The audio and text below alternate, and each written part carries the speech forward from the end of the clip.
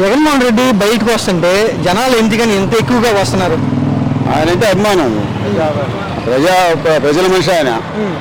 అదే ఆయన గెలిపించేది కూడా అదే, చేసిన పనులు, ఆయన అభివృద్ధి కార్యక్రమాలు అన్నీ ఆయన.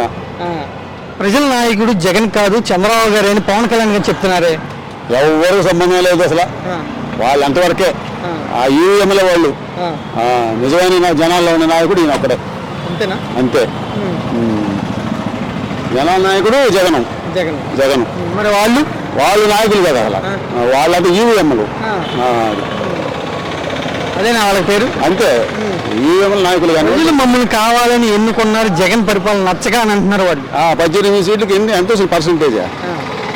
ఆయన 18% ఆయనకి వచ్చింది. అన్ని సీట్లు ఎట్లా వస్తాయి? అవన్నీ ఉన్నాయి కదా.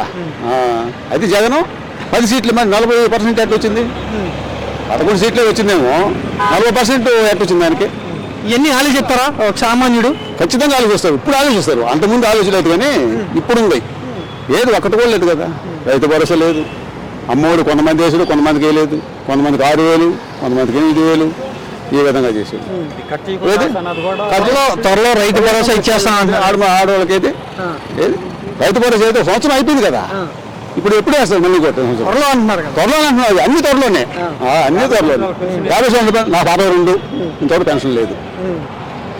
అదే ఆయన ఉంటే నెలకి ఎవరు 60 సంవత్సరాలు వాళ్ళకి ఇస్తా ఉన్నాడు. ఇప్పుడు మీకు 60 సంవత్సరాలు వచ్చేసినాయి, అదే 60 నిండిపోయినాయి.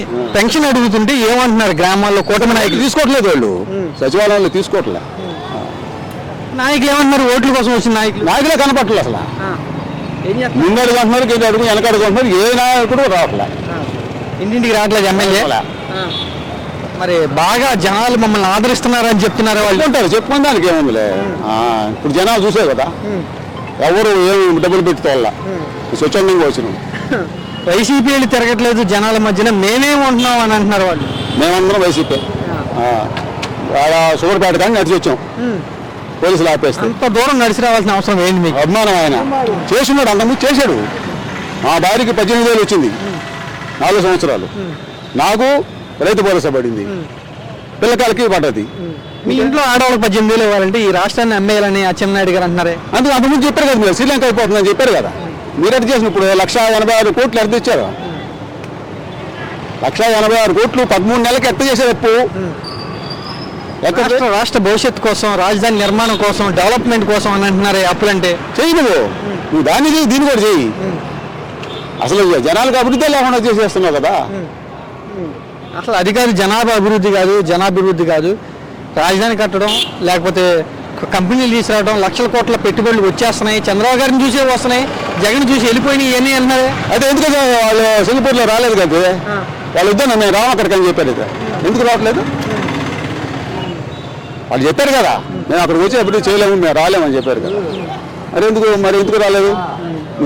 జగన్ నాశనం చేస్తే చంద్రబాబు గారు నిర్మాణం చేస్తున్నారు అని అంటున్నారు. ఏదే ఆయన చేసిన అభివృద్ధి ఏది ఎక్కడ ఉంది? మేమే చెప్తున్నాం, ఎగ్జాంపుల్ మేమే చెప్తున్నాం కదా. ఇప్పుడు సంవత్సరం అయిపోయింది, రైతు భరోసా చాలా కష్టపడుతున్నారండి చంద్రబాబు గారు మీకోసం. ఏదే 62 సంవత్సరాలు నాకేది పెన్నా 24 గంటలకు వచ్చినప్పుడు వాళ్ళని పిలిచి వాలంటీర్ వచ్చి తీసుకోబోతున్నది, వాళ్ళకి ఇస్తుంది. ఎవరిని అడిగేది లేదు. నీకు 60 వచ్చినట్టు వాళ్ళు ఇచ్చేస్తున్నారు. ఇప్పుడు ఏదో 62 నాకు పెన్షన్ లేదు. 50 సంవత్సరాలు కానీ చెప్పాడు బీసీకి, నేను బీసీ. ఏది అన్నీ వస్తాయి. ఇవన్నీ ఆలోచిస్తున్నారా? సామాన్యులు ఆలోచన చేస్తున్నారు, గ్రామాల్లో అంతా ఆలోచన ఉంది. వాళ్ళేం అంత తెలివి తక్కువ కాదు. ఇప్పుడు అన్ని గమనిస్తున్నారు. ఇప్పుడు జనాల దగ్గర 10 రూపాయలు లేదు. జగన్ పాలనకి చంద్రబాబు గారి పరిపాలనకి తేడా గమనిస్తున్నారు. చాలా తేడా. జగన్ మొన్న ఓడిపోవడానికి పవన్ కళ్యాణ్ కూడా ఒక కారణం అంటున్నారు. ఆ పవన్ కళ్యాణ్ అధికారంలోకి వచ్చిన తర్వాత ఏం చేస్తున్నారు జనాల కోసం? ఏం చేయడు ఆయన చేయడం, అసలు మాట్లాడు అంతే. ఆయన అంతే. ఏం మాట్లాడారు ఈ 13 నెలలు? ఆయన ఎవరి కోసం మాట్లాడారు? ఆయన గమ్ము ఉంటాడు అంతే. చంద్రబాబు నాయుడు ఏం చెప్తే చెప్తాడు అంతే.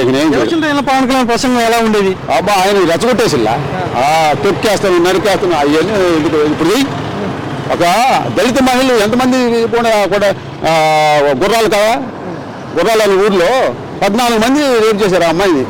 దళిత మహిళ, చిన్న బిడ్డ 14 సంవత్సరాలు, 14 మంది. ఇప్పుడు మగపిల్లడు పుట్టినాడు ఆ పిల్లకి. ఎవరు దానికి ఎవరైనా ఆదుకున్నారు ప్రభుత్వం? అంతే అది. నేను ఆడవాళ్ళు మరి చేస్తాను ఆయన ఏం చెప్తారు. ఓకే.